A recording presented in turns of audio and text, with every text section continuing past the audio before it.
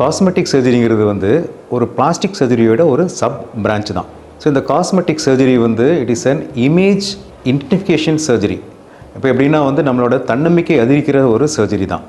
இப்போது யூராலஜின்னு இருக்குது, கார்டியோதொராசிக் சர்ஜரின்னு இருக்குது. அதெல்லாமே வந்து பார்த்திங்கன்னா ஆல்ரெடி அந்த பேஷண்ட்ஸ்க்கு வந்து ஒரு வியாதி இருக்கும். அந்த வியாதியை வந்து கரெக்ட் பண்ணுறதுக்கான ஒரு சர்ஜரி தான் வந்து அந்த யூராலஜி அண்டு கார்டியோதொராசிக் சர்ஜரிலாம். ஆனால் காஸ்மெட்டிக் சர்ஜரிங்கிறது வந்து எந்த ஒரு வியாதியும் அவங்களுக்கு இருக்காது. அவங்களோட இமேஜை வந்து பூஸ்ட் பண்ணுற சர்ஜரி தான் வந்து இந்த காஸ்மெட்டிக் சர்ஜரின்னு சொல்கிறது.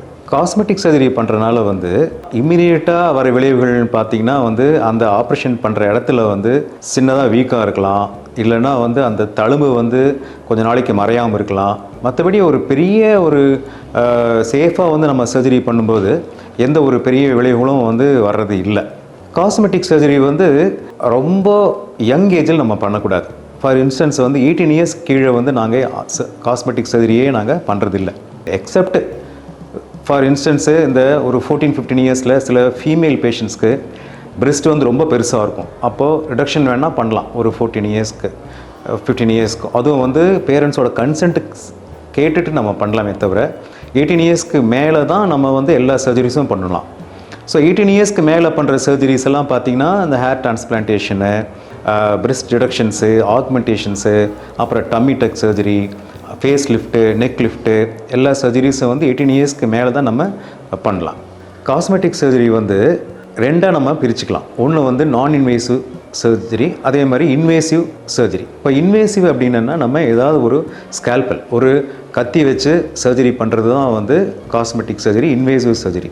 இதெல்லாம் காமனாக பண்ணுற சர்ஜரின்னு பார்த்தா லைப்போசெக்ஷன், அப்புறம் வந்து பிரெஸ்ட்டில் வந்து reduction, augmentation with implants, breast lift, அப்புறம் வந்து அப்டோமினோபிளாஸ்டி, டம்மி டக் அப்படிங்கிற ஒரு சர்ஜரி, அப்புறம் வந்து rhinoplasty surgery, hair transplantation, neck lift, thigh lift, அது எல்லாமே வந்து இன்வேசிவ் ப்ரொசீஜர்ஸில் பண்ணுற சர்ஜரி.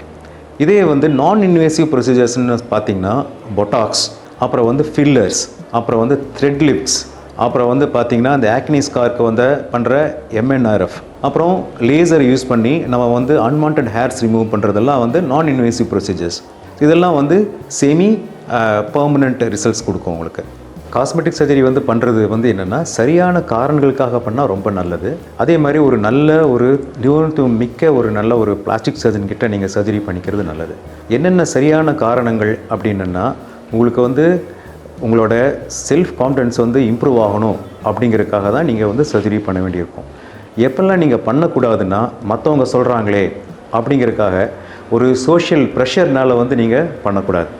அதே மாதிரி வந்து சில பேர் வந்து பாடி டிஸ்ஃபார்மிக் டிஸார்டர்னு இருக்கும். எப்படின்னா வந்து அவங்க சாதாரண ஒரு விஷயம் மூக்கெல்லாம் நல்லா தான் இருக்கும் பார்க்குறக்கு, ஃபார் இன்ஸ்டன்ஸ் எக்ஸாம்பிள், ஆனாலும் அவங்க அந்த சர்ஜரி வந்து பண்ணி ஆகணும்னு ஒத்த காலில் நிற்பாங்க. அது கால்டு BDDன்னு நம்ம சொல்லுவோம். ஸோ அந்த மாதிரி ஒரு சைக்காட்ரிக் இல்னஸ் இருந்தால் நம்ம சர்ஜரி வந்து பண்ணக்கூடாது.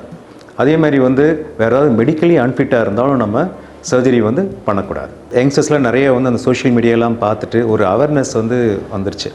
அதே மாதிரி காஸ்மெட்டிக் சர்ஜரி வந்து ரொம்ப டெக்னிக்கலி அட்வான்ஸ் ஆகிடுச்சு.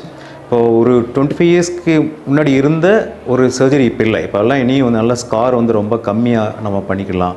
அதே மாதிரி இப்போ வந்து அனஸ்தீசியாவும் இம்ப்ரூவ் ஆகிடுச்சு. அதனால் வந்து ஒரு சேஃபாக நம்ம சர்ஜரி பண்ணிக்கலாம்.